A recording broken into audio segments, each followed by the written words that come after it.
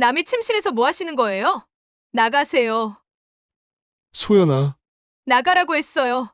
당장 이 집에서 나가세요. 이게 뭐예요? 그건 내가 만져서는 안 돼. 707특임단 여군 장소연, 그녀가 1년 만에 받은 휴가에서 마주하게 된 것은 상상도 못한 가족의 비밀이었습니다.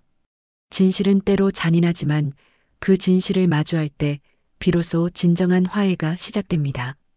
지금부터 들려드릴 이야기를 통해 가족의 진정한 의미를 되새겨 보시기 바랍니다. 새벽 5시 훈련소에서 울리는 기상 나팔 소리가 귓가에 맴돌며 소연은 눈을 떴습니다. 아, 맞다. 지금은 훈련소가 아니라 집이었죠. 707특임단에서 받은 1년 만의 휴가, 그것도 일주일이나 되는 긴 휴가였습니다. 옆에서 자고 있는 남편 정남식의 고른 숨소리가 들려왔습니다. 평소보다 깊게 잠들어 있는 모습이 어린아이 같아 보였습니다. 여보, 일어나세요. 오늘 친정에 내려간다고 했잖아요. 정남식은 눈을 비비며 일어나 미소를 지었습니다. 결혼한 지 3년 군 복무 때문에 제대로 된 신혼생활도 못 해봤지만 이렇게 함께 친정에 내려가는 것만으로도 행복했습니다. 어머니가 얼마나 기다리고 계실까요? 1년 만에 보는 거니까요. 그러게요. 엄마가 어제 전화로 뭘 해드릴까 물어보시더니 결국 다 해놨다고 하시더라고요. 기차역까지 가는 길, 정남식은 유독 말이 없었습니다. 평소에 이런 여행을 할 때면 이것저것 얘기하며 즐거워했는데 오늘은 왜인지 창밖만 바라보고 있었습니다. 소연은 남편의 옆얼굴을 살펴봤지만 별다른 이상함을 느끼지는 못했습니다. 혹시 회사 일 때문에 걱정되는 거예요? 아니에요. 그냥 오랜만에 어머니 뵙는 거라 긴장되나 봐요. KTX에서 갈아탄 무궁화호 열차는 옛 추억을 불러일으켰습니다. 소연이 어렸을 때 아버지 손을 잡고 타던 그 기차였죠. 아버지가 돌아가신 지도 벌써 10년이 지났습니다. 그 이후로 어머니 김말수는 혼자 살면서도 늘 씩씩하게 지내셨습니다. 엄마, 도착했어요. 친정집 대문을 열고 들어서자 어머니가 앞치마를 두르고 뛰어나오셨습니다.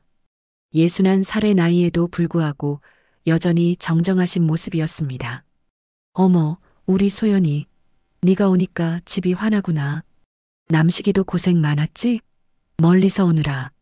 말수는 사위인 정남식을 보며 특별히 반가워했습니다. 평소보다 더 따뜻하게 대하는 모습이 소연 눈에도 띄었습니다. 정남식 역시 장모님을 보자 어색한 미소를 지으며 인사했습니다. 어머니, 안녕하세요. 건강하게 잘 계시죠? 그럼 이 나이에 뭔 병이 있겠니? 얼른 들어와라. 밥 차려놨다.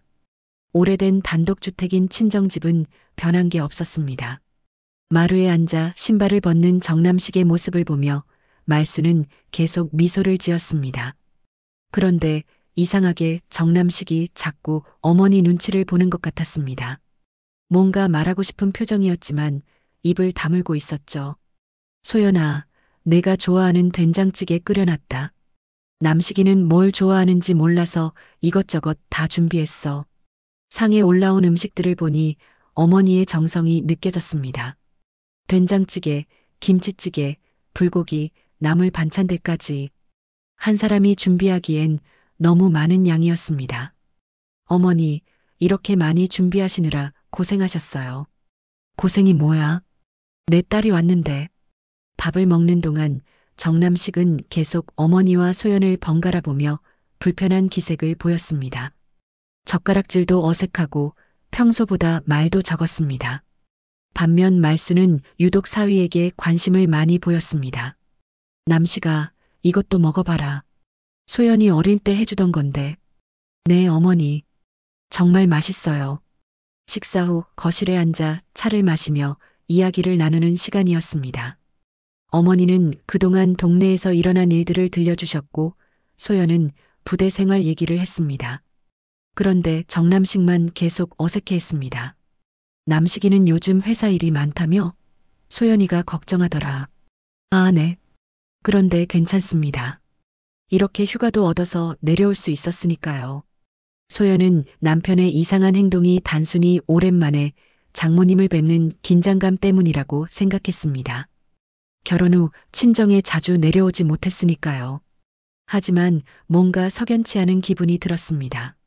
저녁 무렵 마당에서 빨래를 걷고 있는 어머니를 도우며 소연은 물었습니다.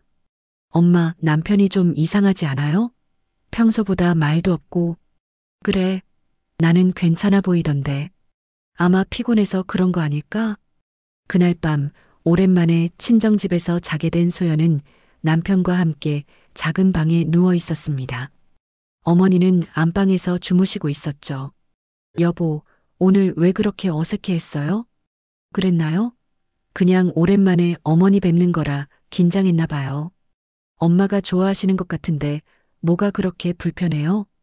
정남식은 잠시 말을 멈췄다가 대답했습니다. 아니에요. 내일부터는 더 편하게 지낼게요. 하지만 소연은 뭔가 석연치 않은 기분을 떨쳐낼 수 없었습니다. 남편의 표정 어딘가에 숨겨진 것이 있는 것 같았습니다. 그날 밤 소연은 좀처럼 잠이 들지 않았습니다. 새벽 5시 30분 소연은 어김없이 눈을 떴습니다. 몸에 뱅군 생활의 습관이었죠. 옆에서 자고 있는 남편 정남식의 모습을 보니 어제보다는 편안해 보였습니다. 아마도 첫날의 긴장이 풀렸나 봅니다. 소연은 조용히 일어나 슬리퍼를 신고 방문을 열었습니다. 새벽 공기가 차가웠지만 상쾌했습니다. 어릴 때부터 이 시간이 좋았어요. 집안이 고요하고 혼자만의 시간을 가질 수 있었거든요. 거실로 나와 물을 한 잔 마시고 마당을 내다보니 어머니가 심어놓은 고추와 상추가 싱싱하게 자라고 있었습니다. 역시 어머니의 손은 여전히 부지런했습니다. 혼자 사시면서도 이렇게 텃밭을 가꾸며 지내고 계시는 모습이 대견했습니다. 화장실을 다녀오는 길에 복도를 지나가다가 소연은 발걸음을 멈췄습니다. 안방 문이 살짝 열려 있었는데 그 사이로 이상한 그림자가 보였습니다. 어머니 혼자 주무시는 방인데 왜 그림자가 둘일까요? 소연은 조심스럽게 다가가 문틈으로 들여다봤습니다. 그런데 믿을 수 없는 광경이 눈에 들어왔습니다. 어머니와 남편이 침대에 서로 마주보고 앉아 있었습니다.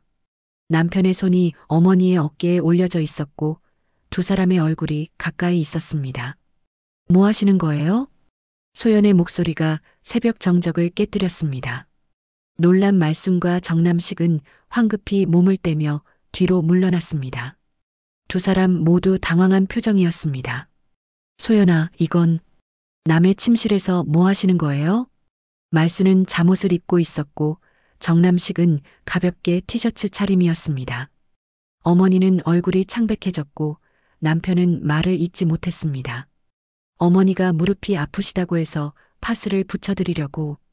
정남식의 변명이 끝나기도 전에 탁 하는 소리가 났습니다. 어머니의 손에서 무언가 떨어진 것 같았습니다. 소연은 반짝이는 무언가에 시선이 갔습니다.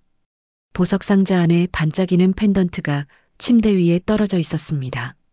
작고 오래된 것 같은 펜던트였는데 소연은 그것을 보자 온몸에 전기가 흐르는 것 같았습니다. 분명히 어디서 본 것 같은 물건이었거든요. 이게 뭐예요? 소연이 펜던트를 집어들려는 순간 어머니가 재빨리 달려와 그것을 낚아챘습니다. 그건 내가 만져서는 안 돼. 말순의 목소리에는 절망에 가까운 간절함이 담겨 있었습니다. 평생 강하게만 살아온 어머니가 이렇게 당황하는 모습을 본 것은 처음이었습니다. 왜요? 이게 뭔데 그래요? 그냥 중요한 거야. 내가 알 필요 없어. 소연은 어머니의 손을 잡고 펜던트를 다시 보려고 했지만 말순은 완강히 거부했습니다. 그리고는 정남식을 흘끗 보더니 방으로 들어가 문을 잠궜습니다. 여보, 이게 뭐예요? 왜 어머니가 저렇게 당황하시는 거예요? 나도 몰라요. 정말 파스를 붙여드리려고 들어갔는데 정남식의 목소리가 떨리고 있었습니다. 평소의 차분한 모습과는 전혀 달랐습니다. 무언가 숨기고 있다는 느낌이 강하게 들었습니다. 새벽에 왜 파스를 붙여드리려고 들어가신 거예요? 그것도 문을 잠그지도 않고 어머니가 어젯밤에 무릎이 아프시다고 하셔서 그럼 저보고 하시지 왜 여보가? 정남식은 대답하지 못했습니다. 변명할 말이 없는 듯 고개만 숙이고 있었습니다. 소연은 펜던트가 어디서 본 것인지 기억해내려고 애썼습니다. 분명히 어릴 때 봤던 것 같은데. 아, 갑자기 기억이 났습니다. 아버지였습니다. 아버지가 돌아가시기 전까지 항상 차고 다니시던 목걸이였습니다. 소연이 어렸을 때 아버지 무릎에 앉아 그 펜던트를 만지며 놀았던 기억이 선명하게 되살아났습니다. 아버지 목걸이잖아요. 소연은 안방 문을 두드렸습니다. 엄마, 열어봐요. 그거 아버지 목걸이 맞죠? 소연아, 그냥 가라. 아무것도 묻지 마. 왜요? 아버지 유품이면 저도 볼 권리가 있잖아요. 하지만 안방 문은 끝내 열리지 않았습니다. 어머니의 흐느끼는 소리만 들려왔습니다. 평생 울음소리를 들어본 적이 없는 강한 어머니였는데 지금은 아이처럼 흐느끼고 있었습니다. 여보, 정말 모르는 거예요? 정말 몰라요. 나도 처음 보는 거예요. 하지만 정남식의 표정은 거짓말을 하고 있는 것 같았습니다. 뭔가 알고 있지만 말하지 않는 것 같았어요. 아니면 말할 수 없는 이유가 있는 것 같았습니다. 새벽 6시 집안은 기묘한 정적에 휩싸였습니다. 안방에서는 어머니의 작은 흐느낌이 계속 들려왔고 정남식은 거실 소파에 앉아 머리를 감싸고 있었습니다. 소연은 복도에 서서 무엇을 해야 할지 몰랐습니다. 아버지의 펜던트가 왜 어머니 손에 있었을까요? 그리고 왜 남편과 함께 있을 때 그것을 들고 있었을까요? 새벽에 두 사람이 안방에서 무엇을 하고 있었던 걸까요? 머릿속에 수많은 의문이 떠올랐지만 답을 찾을 수 없었습니다. 다만 한 가지 확실한 것은 어제부터 느꼈던 이상한 기분이 단순한 착각이 아니었다는 것입니다. 이 집에는 분명히 숨겨진 비밀이 있었습니다. 소연은 자신의 방으로 돌아가 문을 닫았습니다. 하지만 잠은 올 리 없었습니다. 머릿속에서는 계속 같은 생각이 맴돌았습니다. 아버지의 펜던트, 어머니의 눈물, 남편의 거짓말. 이 모든 것들이 어떻게 연결되어 있는 걸까요? 아침 7시 소연은 결국 한잠도 자지 못하고 일어났습니다. 머릿속에서 아버지의 펜던트가 계속 맴돌았거든요. 분명히 아버지가 돌아가실 때까지 차고 계셨던 것인데 왜 어머니가 가지고 있었을까요? 그것도 남편과 함께 있을 때 말입니다. 부엌에서는 어머니가 아침 준비를 하고 계셨습니다. 평소와 다름없이 바쁘게 움직이고 계셨지만 얼굴이 많이 상해 보였습니다. 밤새 오신 것 같았어요. 엄마 안 주무셨어요? 응, 좀 잠이 안 왔어. 나이 들면 그런 게 있더라. 말수는 소연과 눈을 마주치지 않으려고 했습니다. 평생 딸 앞에서 당당했던 어머니가 이렇게 피하는 모습을 보니 마음이 아팠습니다. 하지만 동시에 의문도 더 커졌습니다. 어머니, 어젯밤 일에 대해서 얘기해요. 무슨 얘기? 별일 아니었어. 아버지 펜던트가 별일 아니라고요? 그 순간 말순의 손이 떨렸습니다. 들고 있던 국자가 바닥에 떨어졌습니다. 어머니는 황급히 그것을 주우며 말했습니다. 그건 그냥 유품이야. 내가 알 필요 없어. 왜 제가 알 필요 없어요? 아버지 유품이면 저도 봐야 하는 거 아니에요? 정남식이 부엌으로 들어왔습니다. 얼굴이 창백하고 눈에 다크서클이 진하게 앉아 있었습니다. 밤새 잠을 못 잔 것 같았어요. 어머니, 안녕하세요. 소연아, 무슨 일이야? 여보도 어젯밤 일 기억하죠? 그 펜던트 말이에요. 정남식은 말순을 흘끗 보더니 고개를 저었습니다. 나는 정말 처음 보는 거야. 어머니가 파스를 붙여달라고 하셔서. 그만해. 말순이 갑자기 소리를 질렀습니다. 평생 큰 소리 한 번 내지 않던 어머니였는데 지금은 목소리가 떨리고 있었습니다. 다 내 잘못이야. 그러니까 더는 묻지 마라. 소연은 어머니의 반응이 너무 이상했습니다. 단순한 유품이라면 왜 이렇게까지 숨기려고 할까요? 분명히 그 펜던트에는 다른 비밀이 있을 것입니다. 엄마, 그 펜던트 어디 있어요? 내가 볼 건 아니야. 왜요? 아버지 것이면 저도 볼 권리가 있잖아요. 말수는 대답하지 않고 안방으로 들어가 버렸습니다. 소연은 남편을 돌아봤지만 정남식도 어쩔 줄 몰라 하는 표정이었습니다. 점심을 먹는 동안에도 집안 분위기는 어색했습니다.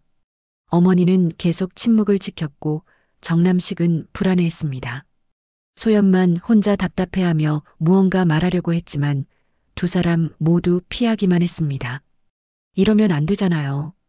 가족끼리 이렇게 숨기고 피하고.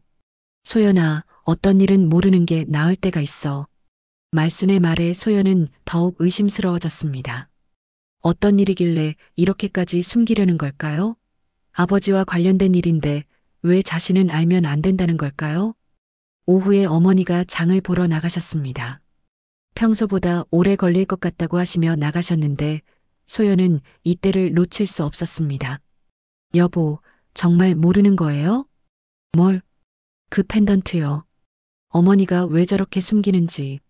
정남식은 잠시 망설이더니 입을 열었습니다. 소연아, 나도 정확히는 몰라. 하지만 뭐요? 어머니가 뭔가 힘들어 하시는 것 같아. 우리가 더 파고들면 안 될 것 같아. 그게 무슨 말이에요? 아버지 유품인데 왜 제가 알면 안 돼요?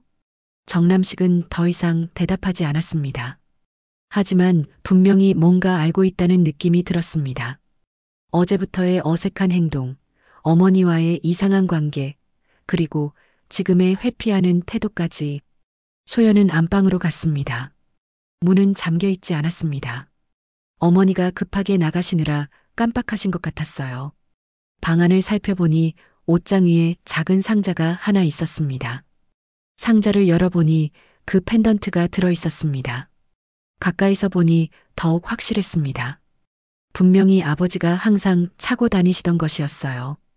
펜던트를 손에 들고 자세히 살펴보니 뭔가 열리는 부분이 있는 것 같았습니다. 조심스럽게 펜던트를 열어보니 안에 작은 공간이 있었습니다. 그리고 그 안에는 조그만 종이가 접혀서 들어 있었습니다. 손톱만 한 크기의 종이였는데 펼쳐보니 작은 글씨로 무언가 적혀 있었습니다. 병태 오빠, 우리 죄는 꼭 갚읍시다. 정남식에게 진실은 말하지 마세요. 소연은 그 글을 읽고 온몸이 얼어붙는 것 같았습니다. 병태라는 이름은 들어본 적이 있었습니다. 어릴 때 동네 어른들이 가끔 언급하던 이름이었어요. 그리고 정남식에게 진실을 말하지 말라는 것은 무슨 뜻일까요? 소연아, 뭐 하고 있어? 뒤에서 정남식의 목소리가 들렸습니다. 소연은 급하게 종이를 접어서 주머니에 넣었습니다. 아무것도 아니에요. 어머니 방에서 뭘 찾고 있었어? 그냥 펜던트가 어디 있나 해서. 정남식이 다가와서 소연의 손을 봤습니다. 펜던트가 들려 있었습니다. 그거 어머니가 보면 안 된다고 하셨잖아. 왜요? 아버지 유품인데 왜 제가 보면 안 돼요? 모르겠어. 하지만 어머니 말씀을 들어야지. 그때 현관문이 열리는 소리가 들렸습니다. 어머니가 돌아오신 것 같았습니다. 소연은 펜던트를 다시 상자에 넣고 방을 나왔습니다. 하지만 주머니 속 종이는 그대로 가지고 있었습니다. 다녀왔습니다. 어머니가 무거운 장바구니를 들고 들어오셨습니다. 소연과 정남식을 번갈아 보더니 의심스럽다는 표정을 지으셨습니다. 너희들 뭐 했어? 아무것도 안 했어요. 하지만 말수는 뭔가 눈치챈 것 같았습니다. 급하게 안방으로 들어가 상자를 확인하고 나오셨습니다. 다행히 펜던트는 제자리에 있었지만 어머니의 표정은 여전히 불안해 보였습니다. 그날 저녁 소연은 화장실에서 종이를 다시 읽어봤습니다. 병태 오빠, 우리 죄는 꼭 갚읍시다. 정남식에게 진실은 말하지 마세요. 도대체 어떤 죄를 말하는 걸까요? 그리고 정남식에게 말하면 안 되는 진실은 무엇일까요? 소연은 이제 확신했습니다. 이 집에는 분명히 큰 비밀이 숨겨져 있다는 것을. 그리고 그 비밀은 자신의 아버지, 어머니, 그리고 남편과 모두 관련되어 있다는 것을 말입니다. 그날 밤 소연은 잠들지 못하고 계속 뒤척였습니다. 주머니 속 쪽지의 내용이 머릿속에서 떠나지 않았거든요. 병태 오빠, 우리 죄는 꼭 갚읍시다. 정남식에게 진실은 말하지 마세요. 도대체 어떤 진실을 말하는 걸까요? 새벽 2시 소연은 침대에서 일어나 정남식을 깨웠습니다. 여보, 일어나세요. 왜? 무슨 일이야? 얘기해야 할 게 있어요. 정남식은 눈을 비비며 일어났습니다. 소연의 진지한 표정을 보니 심상치 않다는 것을 알 수 있었습니다. 뭔데? 소연은 주머니에서 쪽지를 꺼내 정남식에게 보여줬습니다. 정남식은 그 쪽지를 보자 얼굴이 하얗게 질렸습니다. 이게 뭐야? 펜던트 안에서 나온 거예요. 어머니가 쓴 것 같은데. 정남식은 쪽지를 읽고 나서 말을 잃었습니다. 손이 덜덜 떨리고 있었어요. 분명히 이 내용에 대해 뭔가 알고 있는 것 같았습니다. 여보가 아는 게 있다면 말해주세요. 도대체 무슨 일인 거예요? 나는 정말 몰라. 거짓말하지 마세요. 어제부터 계속 이상하게 행동하고 계시잖아요. 소연은 더 이상 참을 수 없었습니다. 남편이 자신에게 거짓말을 하고 있다는 것이 너무 분명했거든요. 군에서 수백 명을 지휘해 본 경험으로 사람의 거짓말은 쉽게 알아볼 수 있었습니다. 정남식 씨, 정직하게 말하세요. 이 쪽지가 무슨 뜻인지 아시죠? 정남식은 소연의 날카로운 시선을 피하려 했지만 더 이상 숨길 수 없다는 것을 알았습니다. 깊은 한숨을 내쉬고 나서 입을 열었습니다. 소연아, 나도 정확히는 몰랐어. 뭘 몰랐다는 거예요? 내가 누구인지. 소연은 남편의 말을 이해할 수 없었습니다. 자신이 누구인지 모른다는 게 무슨 뜻일까요? 무슨 말이에요? 정남식은 머리를 감싸고 앉았습니다. 오랫동안 감춰왔던 비밀을 털어놓는다는 것이 쉽지 않은 일이었습니다. 나는 입양아야. 입양아라고요? 어릴 때 부모님이 돌아가셔서 친구분이 키워주셨어. 그런데 그분이 누구인지 정확히 몰랐거든. 소연은 남편의 말을 듣고 더욱 혼란스러워졌습니다. 그런데 그것이 이 상황과 무슨 관련이 있다는 걸까요? 그런데 어머니와는 무슨 관계예요? 정남식은 잠시 망설이더니 고백했습니다. 장모님이 날 소개해준 분한테서 자란 거야. 뭐라고요? 나도 어제까지 몰랐어. 장모님이 어젯밤에 말씀해 주신 거야. 소연은 믿을 수 없다는 표정으로 남편을 바라봤습니다. 어머니가 남편을 소개해준 분에게 맡겼다는 것은 무슨 뜻일까요? 정확히 무슨 말인지 설명해 주세요. 정남식은 떨리는 목소리로 말했습니다. 장모님이 나를 낳으셨대. 뭐라고요? 소연은 의자에서 일어설 수 없었습니다. 남편이 자신의 어머니가 낳았다고? 그럼 남편은 그럼 여보는 제 오빠라는 거예요? 이복 동생이야. 소연은 온 세상이 무너지는 것 같았습니다. 3년 동안 결혼해서 살아온 남편이 자신의 이복 동생이라고? 이런 일이 어떻게 가능한 걸까요? 거짓말이죠? 이런 일이 있을 수 없어요. 나도 믿고 싶지 않아. 하지만 장모님이 직접 말씀하셨어. 언제요? 언제 말씀하신 거예요? 어젯밤에. 내가 자고 난 후에. 소연은 어젯밤 안방에서 본 장면이 떠올랐습니다. 어머니와 남편이 가까이 있던 모습, 그리고 떨어진 펜던트. 그때 어머니가 남편에게 진실을 말한 것이었습니다. 그럼 병태라는 사람은 누구예요? 정남식은 고개를 숙였습니다. 내 아버지야. 최병태요? 응. 지역 의원으로 있는 최병태 의원. 소연은 이제 모든 것이 이해되었습니다. 어머니와 최병태 의원 사이에서 태어난 아이가 정남식이었고 어머니는 그 아이를 다른 사람에게 맡겨 키웠던 것입니다. 그리고 세월이 흘러 그 아이와 자신의 딸이 결혼하게 된 것이었습니다.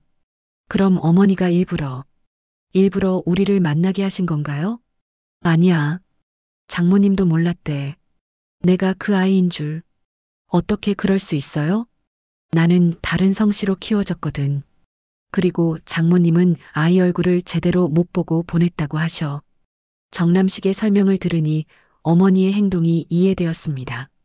자신이 버린 아이가 자라서 딸의 남편이 된 것을 알게 되었을 때의 충격이 얼마나 컸을까요? 그래서 어머니가 그렇게 당황하신 거군요. 장모님이 얼마나 괴로워하시는지 몰라. 자신 때문에 이런 일이 벌어졌다고 자책하고 계셔. 소연은 분노가 치밀어 올랐습니다. 동시에 배신감도 느꼈습니다. 가장 가까운 사람들이 모두 자신에게 거짓말을 했다는 것이 받아들여지지 않았습니다. 그럼 우리 결혼은 뭐예요? 근친혼이었다는 거예요? 소연아, 진정해. 우리가 원해서 한 일이 아니야. 진정하라고요? 3년 동안 속고 살았는데 진정하라고요? 소연은 소리를 질렀습니다. 평생 이렇게 큰 충격을 받은 적이 없었습니다. 군에서 아무리 힘든 일을 겪어도 이런 절망감은 느껴본 적이 없었거든요. 나가세요. 소연아, 나가라고 했어요. 당장 이 집에서 나가세요. 정남식은 더 이상 할 말이 없었습니다. 소연의 분노가 당연하다는 것을 알고 있었거든요. 그는 짐을 챙겨서 집을 나갔습니다. 소연은 혼자 남은 방에서 울었습니다. 평생 울어본 것보다 더 많이 울었습니다. 자신의 인생이 송두리째 거짓이었다는 것을 깨달았을 때의 절망감은 말로 표현할 수 없었습니다. 새벽이 되어서야 어머니가 조심스럽게 방문을 두드렸습니다. 소연아, 엄마가 잘못했어. 모든 게 엄마 잘못이야. 하지만 소연은 대답하지 않았습니다. 지금은 아무도 보고 싶지 않았습니다. 특히 이 모든 일의 원인인 어머니는 더더욱 보고 싶지 않았습니다. 아침이 되었지만 소연은 방에서 나오지 않았습니다. 어머니가 몇 번이나 문을 두드렸지만 대답조차 하지 않았어요. 평생 강하게만 살아온 소연이었지만 이번 일은 감당하기 어려웠습니다. 소연아, 밥 먹어라. 굶으면 몸만 상해. 말순의 목소리에는 절망이 묻어 있었습니다. 딸이 이렇게 상처받는 것을 보는 것이 가장 고통스러웠거든요. 하지만 소연은 여전히 문을 열지 않았습니다. 오후가 되어서야 소연이 방에서 나왔습니다. 얼굴이 퉁퉁 부어 있었고 눈은 빨갛게 충혈되어 있었습니다. 어머니는 반가워하며 다가가려 했지만 소연은 손을 들어 막았습니다. 엄마, 말씀해 주세요. 정확히 어떻게 된 일인지. 말수는 딸의 차가운 목소리에 마음이 아팠습니다. 하지만 이제 모든 것을 털어놓을 때가 된 것 같았습니다. 소연아, 엄마가 젊었을 때 병태 의원과의 일부터 말씀해 주세요. 소연의 직설적인 말에 말수는 고개를 숙였습니다. 수십 년 동안 감춰온 비밀을 말한다는 것이 쉽지 않았지만 이제 피할 수 없었습니다. 병태 오빠는 내가 20살 때 만난 사람이었어. 아버지와 결혼하기 전에요? 응. 그때 병태 오빠는 서울에서 대학을 다니고 있었고 방학 때마다 고향에 내려왔지. 말수는 멀리 있는 무언가를 바라보는 눈으로 과거를 회상했습니다. 그때는 정말 순수했던 시절이었거든요. 처음엔 그냥 오빠 같은 존재였어. 동네에서 가장 똑똑하고 잘생긴 사람이었으니까. 그런데 어떻게 된 거예요? 어느 여름, 병태 오빠가 대학 졸업하고 돌아왔을 때였어. 우리는 사랑에 빠졌지. 소연은 어머니의 말을 들으며 복잡한 감정이 들었습니다. 어머니도 젊었을 때가 있었고 사랑도 해봤다는 것을 새삼 깨달았거든요. 그래서 정남식을 낳으신 거군요. 응. 하지만 병태 오빠는 이미 서울에서 정혼한 사람이 있었어. 집안끼리 정해진 혼담이었지. 말순의 목소리가 떨렸습니다. 그때의 아픔이 지금도 생생했습니다. 그래서 아이를 혼자 낳으신 거예요? 병태 오빠는 책임지겠다고 했어. 하지만 나는 거절했지. 그 사람 인생을 망칠 수는 없었거든. 소연은 어머니의 희생에 대해 생각해 봤습니다. 20살의 젊은 나이에 혼자 아이를 낳고 그 아이를 포기해야 했던 심정이 어땠을까요? 그래서 정남식을 다른 사람에게 맡기신 거군요. 병태 오빠 친구가 아이를 가질 수 없는 부부였어. 그분들이 정말 좋은 사람들이었지. 그래서 말수는 말을 잇지 못했습니다. 자신의 아이를 다른 사람에게 맡긴다는 것이 얼마나 고통스러운 일이었는지 말로 표현할 수 없었거든요. 그 후에 아버지와 결혼하신 거예요? 응. 내 아버지는 모든 걸 알고도 나를 받아주었어. 정말 좋은 사람이었지. 소연은 아버지의 너그러움에 대해 새삼 감사함을 느꼈습니다. 하지만 동시에 분노도 치밀어 올랐습니다. 그럼 저와 정남식이 만나게 된 건 우연이었다는 거예요? 정말 우연이었어. 내가 그 아이가 남식이인 줄 전혀 몰랐거든. 성도 다르고 얼굴도 많이 달라져서. 그런데 언제 알게 되신 거예요? 말수는 한참을 망설이다가 대답했습니다. 너희가 결혼하고 나서야 알았어. 남식이가 어릴 때 흉터가 있다고 하더라고. 왼쪽 어깨에. 소연은 남편의 어깨에 있는 작은 흉터를 기억했습니다. 어릴 때 다쳤다고 했던 그 흉터 말입니다. 그 흉터로 알아보신 거예요? 응. 그 아이를 낳을 때 어깨에 점이 있었거든. 그게 흉터가 된 것 같더라고. 소연은 이제 모든 것이 명확해졌습니다. 하지만 그것만으로는 분노가 가라앉지 않았습니다. 그럼 왜 진작 말씀하지 않으셨어요? 결혼 전에 알았으면 이런 일은 없었을 텐데. 말할 수가 없었어. 너희가 얼마나 사랑하는 사이였는데. 그리고 법적으로는 문제 없다고 했거든. 법적으로는 문제 없다고요? 호적상으로는 남이니까. 하지만 도덕적으로는. 말수는 더 이상 말할 수 없었습니다. 자신의 잘못으로 딸이 이렇게 고통받는 것을 보는 것이 너무 괴로웠거든요. 소연은 어머니의 말을 듣고 더욱 화가 났습니다. 법적으로 문제 없다고 해서 이런 일이 괜찮다는 건 아니잖아요. 엄마도 나가세요. 소연아, 이 집에서 나가세요. 더 이상 엄마 얼굴 보기 싫어요. 소연아, 엄마가 잘못했어. 하지만 이렇게까지 하지 마라. 제발 나가세요. 혼자 있고 싶어요. 말수는 딸의 단호한 말에 더 이상 버틸 수 없었습니다. 짐을 챙겨서 집을 나갔습니다. 동네 친구 집에 얹혀 살게 되었지만 소문이 곧 퍼질 것이 뻔했습니다. 며칠 후 동네 사람들이 수군거리기 시작했습니다. 말순이 딸에게 쫓겨났다는 소문, 그리고 그 이유에 대한 추측들이 돌기 시작했습니다. 말순은 사람들의 시선을 견디기 어려워했습니다. 말순 씨가 무슨 잘못을 했길래 딸한테 쫓겨났을까? 젊었을 때 뭔 일이 있었나 봐. 동네 사람들의 수군거림은 말순에게 큰 상처가 되었습니다. 평생 성실하게 살아온 사람이었는데 이제는 손가락질을 받게 된 것입니다. 한편 정남식은 서울로 올라가 친가를 찾았습니다. 자신을 키워준 양부모님께 모든 사실을 털어놓았습니다. 양부모님들도 충격을 받았지만 정남식을 따뜻하게 받아주었습니다. 소연은 혼자 남은 고향집에서 점점 무너져 갔습니다.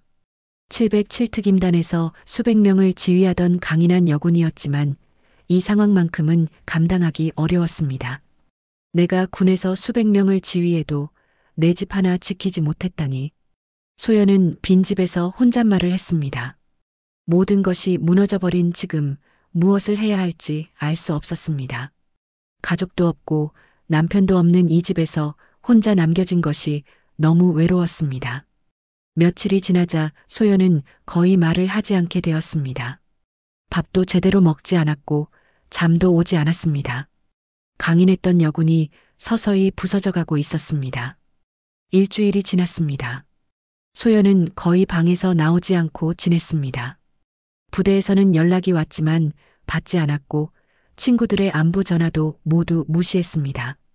세상과 단절된 채 혼자만의 시간을 보내고 있었습니다.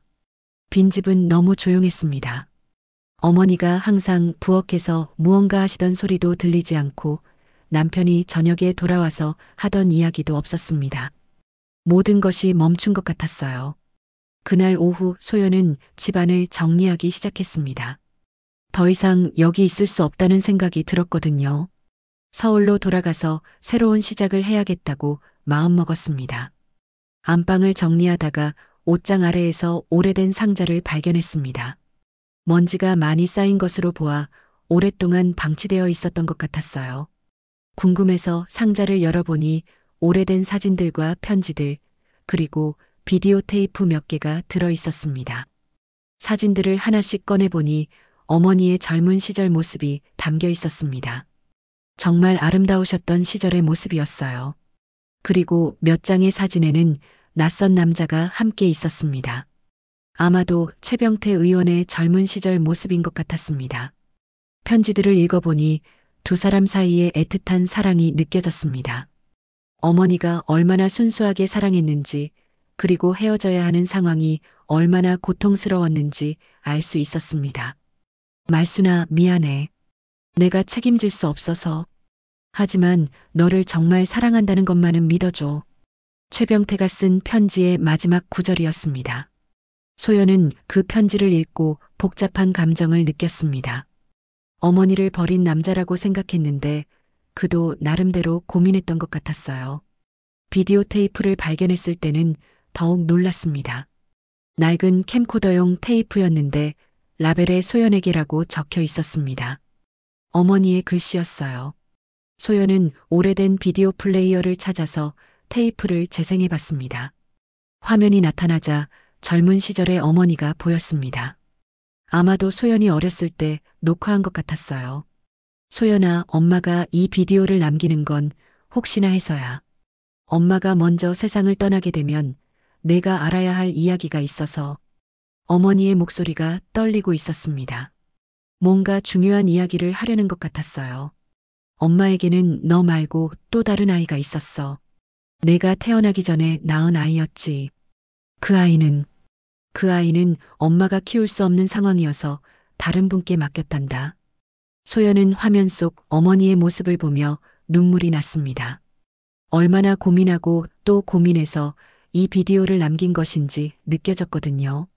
그 아이 아버지는 좋은 사람이었어. 하지만 우리는 함께 할 수 없었지.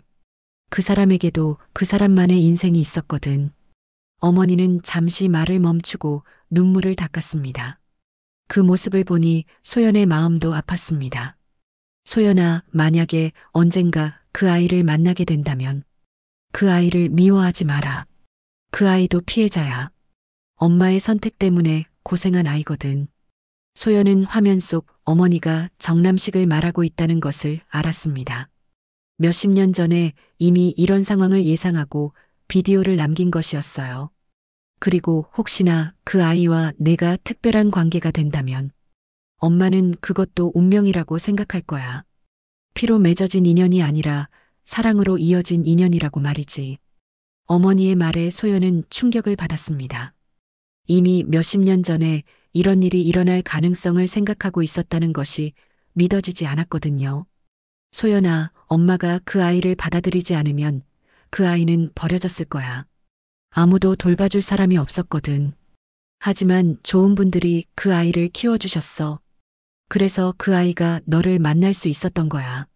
소연은 어머니의 말을 들으며 새로운 관점에서 생각해 보게 되었습니다.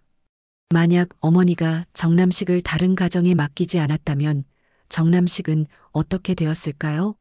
그리고 자신과 만날 수 있었을까요? 그 아이가 너를 얼마나 사랑하는지. 그건 진심이었단다. 엄마가 봐도 정말 너를 아끼고 있어. 그러니까 그 마음만큼은 의심하지 마라. 화면 속 어머니는 계속 말했습니다. 물론 이런 상황이 되면 너는 엄마를 원망할 거야. 왜 진실을 숨겼냐고, 왜 미리 말하지 않았냐고. 하지만 엄마도 어떻게 해야 할지 몰랐어. 너희가 얼마나 행복해 하는데 그 행복을 깨뜨릴 수는 없었거든. 소연은 비디오를 보며 어머니의 마음을 이해하게 되었습니다. 물론 여전히 화가 나고 상처받은 것은 사실이었지만 어머니도 고민했다는 것을 알 수 있었어요. 소연아, 엄마는 죄인이야. 그건 분명해. 하지만 그 죄를 짊어진 엄마이기도 해. 평생 그 무게를 지고 살아온 엄마란다. 비디오가 끝나갈 무렵 어머니는 마지막으로 말했습니다. 만약 내가 이 비디오를 보고 있다면 엄마를 용서해달라고는 하지 않을게. 다만 그 아이만큼은 용서해줬으면 좋겠어. 그 아이는 정말 아무 잘못이 없거든. 비디오가 끝나자 소연은 한참 동안 멍하니 앉아 있었습니다. 어머니의 마지막 말이 계속 머릿속에 맴돌았습니다. 그 아이는 정말 아무 잘못이 없거든. 정남식도 자신처럼 피해자였다는 것을 깨달았습니다. 자신이 누구인지도 모른 채 살아왔고 사랑하는 사람과 결혼했는데 그것이 금기였다는 것을 나중에 알게 된 것입니다. 소연은 비로소 이해했습니다. 어머니는 죄인이었지만 동시에 그 죄를 평생 짊어지고 살아온 어머니이기도 했다는 것을, 그리고 정남식에 대한 사랑은 진심이었다는 것을 말입니다. 하지만 여전히 어떻게 해야 할지는 확실하지 않았습니다. 이제 무엇을 선택해야 할까요? 비디오를 본 지 사흘이 지났습니다. 소연은 계속 어머니의 말을 되새기며 고민했습니다. 그 아이는 정말 아무 잘못이 없거든. 그 말이 계속 마음에 남았어요. 소연은 결심했습니다. 정남식을 만나러 서울로 올라가기로 한 것입니다. 모든 것을 정리하고 새로운 결정을 내려야 했거든요. 더 이상 피해서는 안 된다는 생각이 들었습니다. 서울행 기차 안에서 소연은 창밖을 바라보며 생각했습니다. 3년 전 이 기차를 타고 결혼식을 위해 서울로 올라갔을 때의 설렘과는 너무나 다른 마음이었어요. 그때는 행복했는데 지금은 불안하고 두려웠습니다. 정남식이 머물고 있는 양부모님 집 주소는 알고 있었습니다. 결혼할 때 한번 가본 적이 있었거든요. 그때는 따뜻하게 맞아주셨던 분들이었는데 지금은 어떤 마음으로 자신을 볼까요? 집 앞에 도착했을 때 소연은 한참 동안 서 있었습니다. 배를 누를 용기가 나지 않았어요. 하지만 여기까지 온 이상 돌아갈 수는 없었습니다. 누구세요? 인터폰으로 양어머니의 목소리가 들려왔습니다. 소연입니다. 정남식 아내. 어머, 소연이. 잠깐만 기다려. 문이 열리고 양어머니가 나오셨습니다. 걱정스러운 표정으로 소연을 바라보셨어요. 어떻게 여기까지? 남식이한테 연락이라도 했니? 아니요. 그냥 와봤어요. 들어와. 남식이는 지금 없지만 곧 올 거야. 양어머니는 소연을 거실로 안내하며 차를 끓여주셨습니다. 소연은 이분들에게도 미안한 마음이 들었습니다. 자신들이 키운 아들이 이런 상황에 놓이게 되어서 얼마나 속상하실까요? 소연아, 모든 걸 들었어. 정말 힘들었지? 어머니는 괜찮으세요? 우리야 뭘. 남식이가 걱정돼서 그렇지. 그 아이가 얼마나 자책하고 있는지 몰라. 양어머니의 말에 소연은 마음이 아팠습니다. 정남식도 자신만큼 고통스러워하고 있다는 것을 느꼈거든요. 어디 계세요? 회사는 그만두고 아르바이트를 하고 있어. 마음의 정리가 안 돼서 그런가 봐. 그때 현관문이 열리는 소리가 들렸습니다. 정남식이 돌아온 것 같았어요. 소연은 긴장했습니다. 일주일 만에 보는 남편의 모습이 어떨까요? 엄마, 다녀왔습니다. 남식아, 손님이 와 있어. 정남식이 거실로 들어오다가 소연을 보고 멈춰 섰습니다. 얼굴이 많이 야위어 있었고 눈가에 다크서클이 짙게 자리하고 있었습니다. 소연이, 안녕하세요. 두 사람은 한동안 서로를 바라만 봤습니다. 할 말이 너무 많았지만 어디서부터 시작해야 할지 모르겠더라고요. 양어머니, 저희 좀 얘기할 수 있을까요? 그래, 너희끼리 이야기해봐. 나는 장 보러 나갔다 올게. 양어머니가 나가시고 나서 소연과 정남식은 마주 앉았습니다.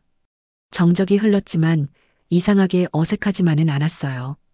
많이 힘들었죠? 정남식이 먼저 말을 꺼냈습니다.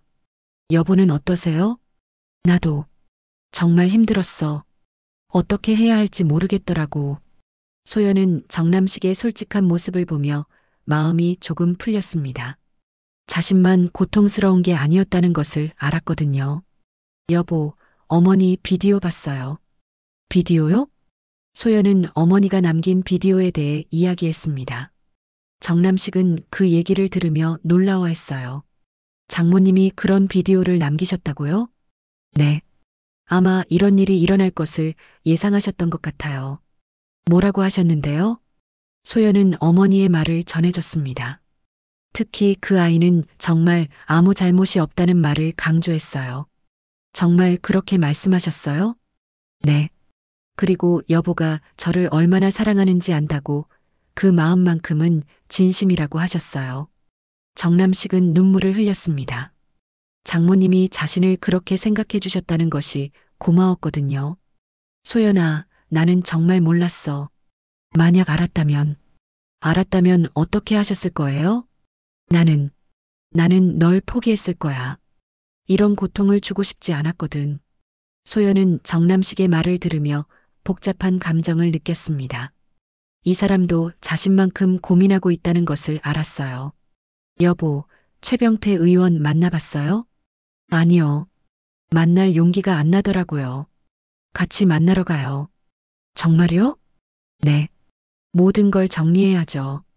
이틀 후 소영과 정남식은 함께 고향으로 내려갔습니다. 최병태 의원을 만나기로 한 것입니다. 의원 사무실에 연락했더니 바로 만나자고 하더라고요. 아마도 이미 상황을 알고 있었던 것 같았어요. 의원 사무실에 도착했을 때 최병태 의원은 많이 늙어 있었습니다. 65세라는 나이도 있지만 최근 일로 인한 스트레스 때문인 것 같았어요. 소연이구나. 어서 와라. 안녕하세요. 남식이도. 정말 미안하다. 아저씨 때문에 이런 일이 생겼네. 최병태 의원의 첫마디는 사과였습니다. 예상과 달리 진심으로 미안해하는 모습이었어요. 의원님, 모든 걸 말씀해 주세요. 그래. 이제 숨길 이유도 없지. 최병태 의원은 모든 진실을 털어놓았습니다. 말순과의 사랑, 아이의 존재, 그리고 책임지지 못한 과거에 대해서 말입니다. 나는 평생 너희 어머니에게 빚을 지고 살았어. 그리고 남식이에게도. 왜 책임지지 않으셨어요? 소연의 직접적인 질문에 최병태 의원은 고개를 숙였습니다. 젊었을 때는 겁이 났어. 집안의 반대도 있었고 미래에 대한 불안도 있었지. 하지만 나이가 들고 보니 그건 모두 핑계였어. 지금은 어떻게 생각하세요? 후회하고 있어. 평생 후회하며 살고 있지. 특히 너희가 이렇게 고생하는 걸 보니까 더욱 그래. 최병태 의원은 마지막으로 말했습니다. 너희가 원한다면 모든 걸 공개할 용의가 있어. 내 정치 생명이 끝나더라도 상관없어. 소영과 정남식은 서로를 바라봤습니다. 그리고 같은 마음이라는 것을 알 수 있었어요. 의원님, 그럴 필요는 없어요. 다만 어머니께 사과해 주세요. 말순이를? 네. 어머니가 가장 힘드실 거예요. 그날 저녁 세 사람은 말순을 만났습니다.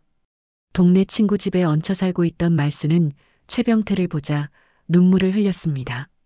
병태 오빠, 말순아, 정말 미안해. 평생 미안하게 생각하고 있어. 오랜 침묵과 갈등 끝에 과거의 모든 진실이 드러났습니다. 그리고 비로소 서로를 이해할 수 있게 되었습니다. 우리는 피로 맺어진 가족이 아니라 선택으로 이어질 가족이에요. 소연의 말에 모든 사람들이 고개를 끄덕였습니다. 이제 새로운 시작을 할 때가 된 것 같았어요. 그로부터 석 달이 지났습니다. 가을이 깊어가고 있었어요. 소연은 부대로 복귀했지만 주말마다 고향집을 찾았습니다. 어머니 말순은 다시 집으로 돌아와 예전처럼 살고 계셨지만 예전과는 다른 모습이었습니다. 엄마, 오늘은 기분이 어떠세요? 소연이 집에 도착해서 첫 번째로 하는 말이었습니다.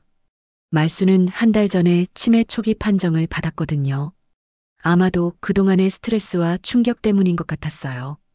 소연이가 왔구나. 언제 왔어? 방금 왔어요. 밥 드셨어요? 아직 안 했지. 어서 앉아라. 엄마가 해줄게. 말순은 여전히 부엌에서 바쁘게 움직였습니다. 치매 진단을 받았지만 요리하는 것만큼은 몸이 기억하고 있었어요. 오히려 예전보다 더 정성스럽게 음식을 준비하시는 것 같았습니다.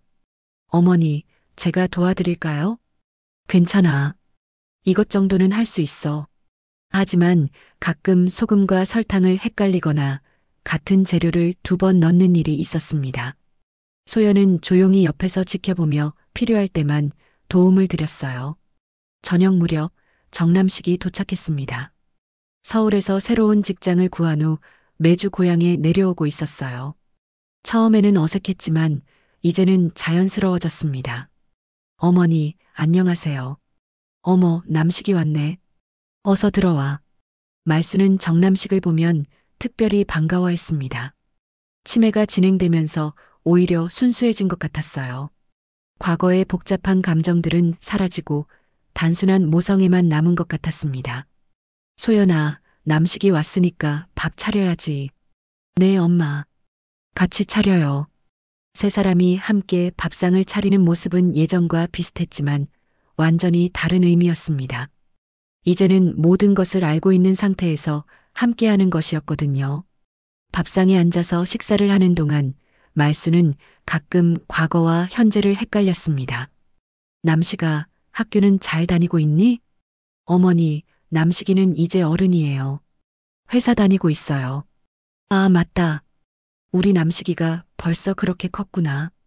정남식은 이런 어머니의 모습을 보며 마음이 아팠습니다. 자신을 낳아주신 분이 이렇게 아프시는 것을 보는 것이 견디기 어려웠거든요.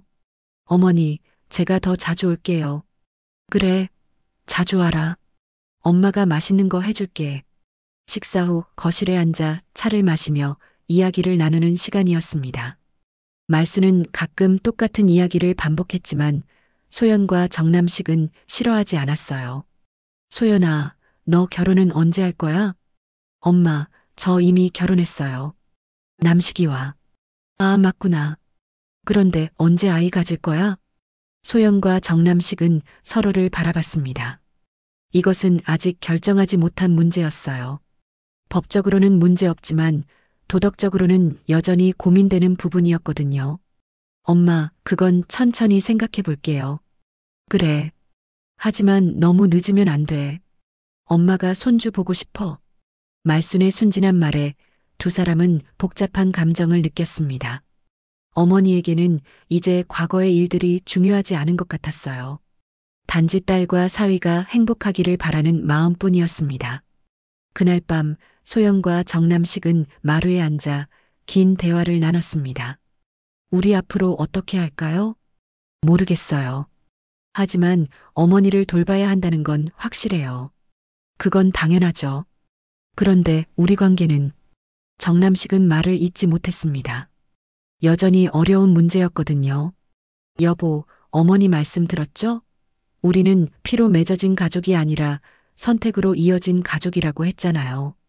그렇긴 하지만 저는 생각해 봤어요. 우리가 지금까지 함께해온 3년이 거짓은 아니었잖아요. 그 시간 동안의 사랑도 진짜였고요.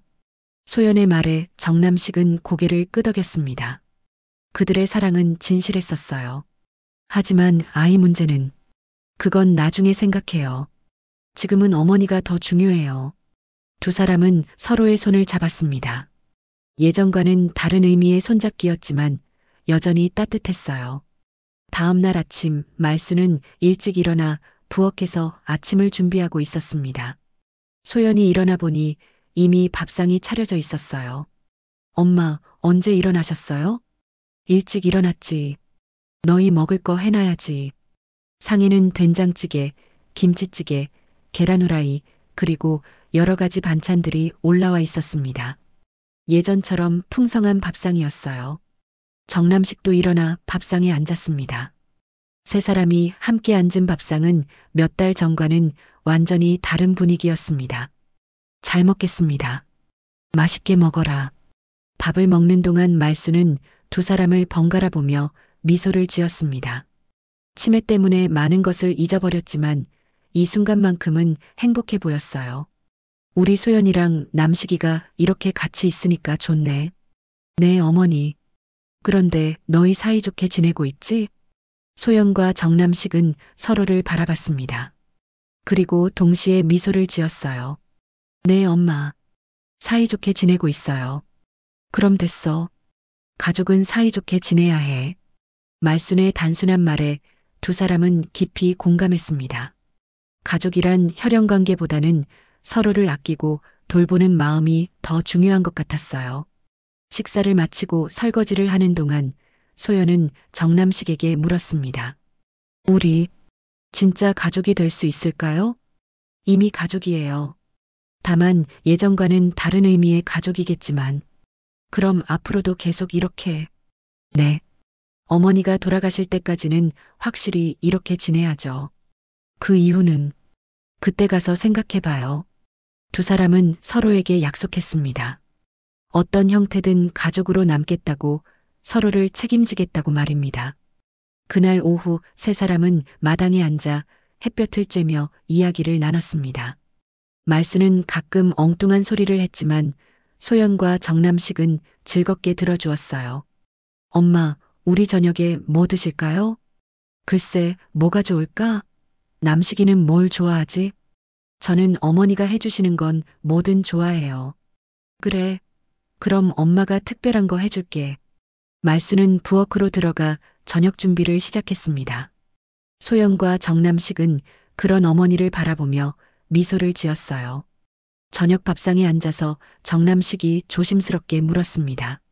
소연아, 우리 진짜 가족이 되면 안 될까? 소연은 잠시 생각하더니 대답했습니다.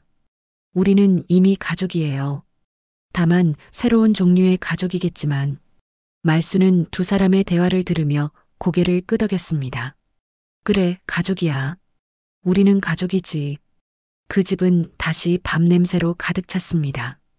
예전과는 다른 의미였지만 여전히 따뜻한 가정이었어요. 선택으로 이어진 가족, 사랑으로 맺어진 인연이었습니다.